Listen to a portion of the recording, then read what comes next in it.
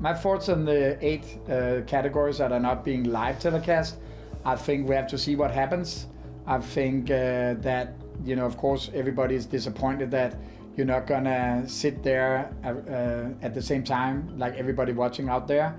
But I do believe that what they try to tell us now, and hopefully if that all goes well, that you will get the same experience in the theater as a nominee. People have a lot of strong feelings about this topic, and I think those are all completely valid. But the context is that we could have been completely cut from the programme to get it to a 3-hour programme, which is what the network has asked for. So I think that we'll be amongst it, and our experience will be the same is potentially a positive thing in terms of the audience engaging with these other categories that they might not have stuck around for watching, or they might not have tuned in early enough.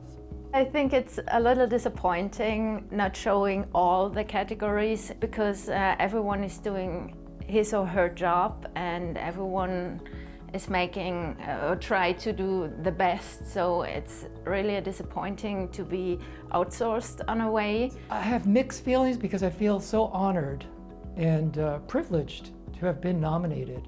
So it's really difficult to complain, to be honest. That said, it doesn't feel great. It feels a little like these 8 categories are devalued a little bit. I understand the reasoning behind it, maybe for the long-term survival of having these categories in the actual telecast, but I don't know. I don't know how much time is actually going to be saved, and it seems like it's upset quite a few people. So, it's hard. I hate it. It's pretty clear, like for me, making this film and making the effort to get nominated, which is something that, it takes time, of course, and a lot of effort. It is basically to being able to preach and to talk to the audience. It's not so much about having your Oscar moment. That's sort of like something that is obviously amazing.